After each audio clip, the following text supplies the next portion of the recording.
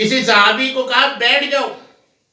تو یہ صحابی عبداللہ بن مسعود جوتوں کے اوپر تھے، جہاں جوتے جو ہے وہ رکھ کے مسجد میں داخل ہوتے ہیں وہاں جوتے کھو رہے ہیں،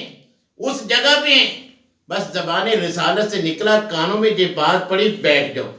نہیں دیکھا کہ نبی صلی اللہ علیہ وسلم میرا نام جانتے ہیں، مجھے تو نہیں کہا، میری طرف اشارہ نہیں کیا، میرا نام نہیں لیا۔ اگر کہتے عبداللہ بن مسعود بیٹھ جاؤ پھر تو مجھے حکم تھا۔ صحابہ کی محبت کا انداز دیکھیے، زبان سے نکلا بیٹھ جاؤ، صحابی کے کان سے ٹکرایا کہ نبی صلی اللہ علیہ وسلم نے کہا بیٹھ جاؤ، صحابی جوتوں کے اوپر ہی بیٹھ گیا۔ یہ ان کی محبت کا انداز تھا۔ عبداللہ بن عمر ایک مرتبہ قافلے کے ساتھ ایک جگہ سے گزرے، وہاں قافلے والوں کو تھوڑی دیر رکنے کا کہا، تھوڑی دور گئے، جھک کے گزرے، ایک جگہ پہ بیٹھے، اسی طرح واپس آ گئے۔ انہوں نے کہا کہ آپ نے خام خواہ ہمیں جو ہے وہ اتنی دیر یہاں انتظار کروایا، نہ آپ نے جو ہے وہ کہ حاجت پوری کی، کوئی پخانہ پیشاب کی ضرورت تھی تو پھر تو ٹھیک تھا، مگر اور آپ وہاں سے گزرے جھک کے، وہاں تو کوئی درخت نہیں ہے، کوئی ایسی چیز نہیں کہ تمہیں جھکنا پڑے۔ کیا بتلاتے ہیں کہ جہاں سے میں پیغمبر کے ساتھ ایک مرتبہ گزرا تھا، مجھے حاجت نہیں، نبی کریم علیہ السلام کو حاجت تھی۔ آپ نے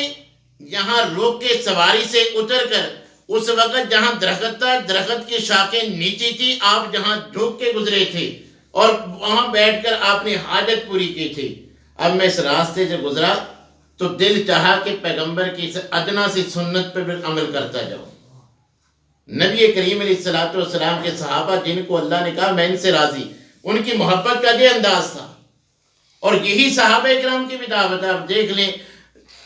نبی کریم علیہ السلام کی وفات کے بعد جتنے بھی مسائل جن پہ صحابہ کرام کی آراء مختلف تھیں، ان تمام کا فیصلہ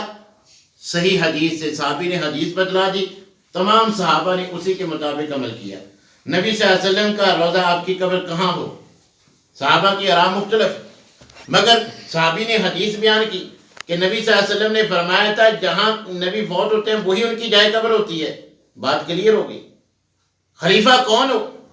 صحیح حدیث بیان کی گئی کہ قریش سے، نبی صلی اللہ علیہ وسلم نے فرمایا تھا، مسئلہ ختم ہو گیا۔ اب قبر لحد والی ہو، شک والی ہو، صحابی نے حدیث بیان کر دی کہ نبی صلی اللہ علیہ وسلم نے فرمایا تھا لحد لنا و شک لغیرنا، کہ لحد ہمارے لیے، نبی صلی اللہ علیہ وسلم نے پسند کیا تھا، معاملہ ختم ہو گیا۔ اسی طرح سارے معاملات، حتیٰ کہ حضرت ابوبکر کے دور میں جب بھی کوئی ایسا معاملہ آیا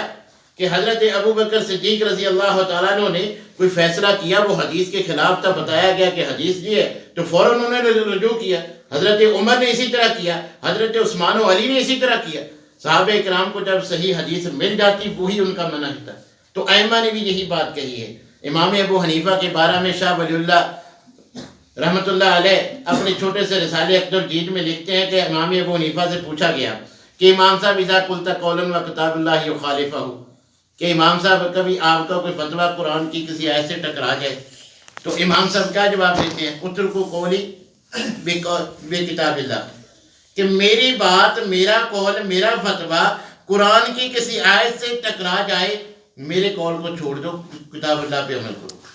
پھر کہا گیا کہ آپ کا کوئی فیصلہ، فتویٰ، قول حدیث رسول سے ٹکرا جائے، فرمایا اترکوا قولی بقول رسول،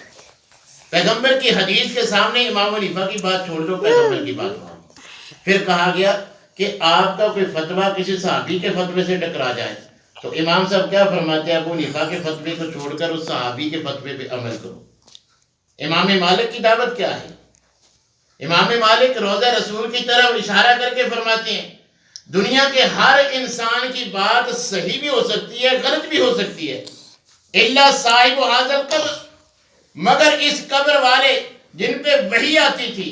ان کی اللہ اصلاح فرما دیتے، اگر بات رائے درست نہیں تھی تو اللہ اصلاح فرما دیتے تھے۔ اب کسی کی طرف وحی نہیں آتی، پتہ نہیں چل سکتا کہ اس نے فیصلہ صحیح کیا یا غلط کیا، پیغمبر کے علاوہ جب کسی امتی کے پاس اختیار ہے، صرف اس قبر والے کی ہر بات حق پر مبنی تھی، ماننے کے لائق تھی، اس کو مانا جائے گا۔ امام احمد کیا فرماتی ہے؟ نہ میری تقلید کرو، نہ مالک کی، نہ شافعی کی، نہ کسی اور کی، ولیکن خذ الاحکام من حیث اخذوا، جہاں سے انہوں نے مسائل لیے، ان کو کوئی مسئلہ درپیش ہوتا،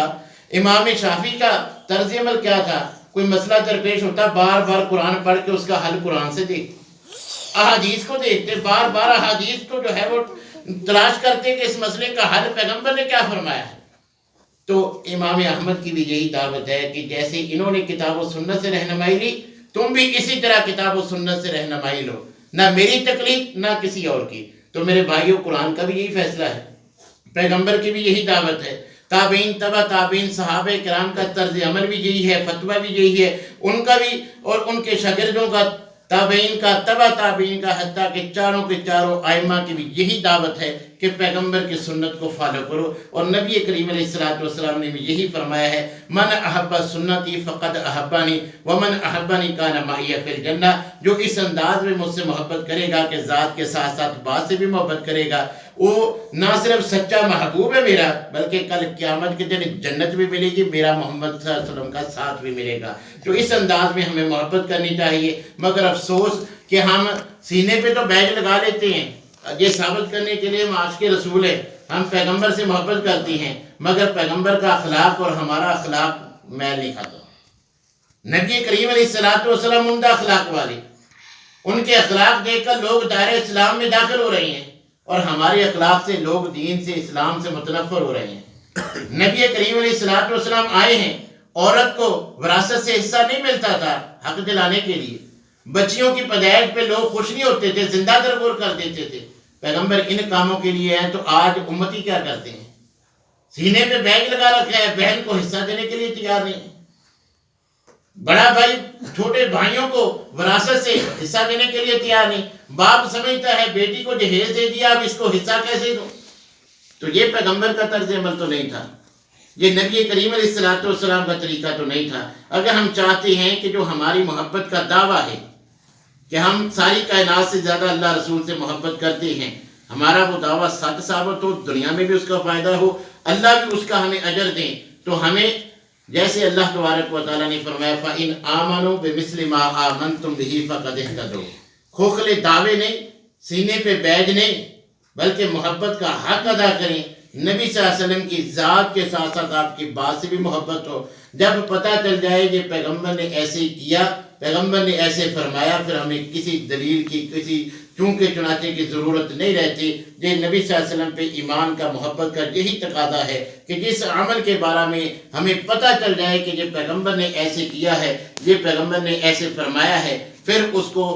قبول کرنے میں اس پر جو ہے وہ کسی قسم کی ہچکچاہٹ نہیں ہونی چاہیے۔ برادری ناراض ہوتی ہے، گھر والے ناراض ہوتے ہیں، خوشی غمی کے ان طریقوں کو چھوڑنے سے آپ کو جو ہے وہ لوگوں کی باتیں سننی پڑتی ہیں، اس کی پرواہ نہیں ہونی چاہیے۔ سچے عاشق رسول کی نبی صلی اللہ علیہ وسلم نے خود یہی نشانی بتلائی ہے کہ وہ میری ذات کے ساتھ ساتھ میری بات سے بھی محبت کرتا ہے۔ اللہ تبارک و تعالیٰ سے دعا ہے کہ اللہ تعالیٰ اس انداز میں جو صحابہ کا انداز تھا پیغمبر سے محبت کا، وہی انداز اپنانے کی توفیق عنایت فرمائے۔ وآخر دعوانا الحمدللہ رب العالمین۔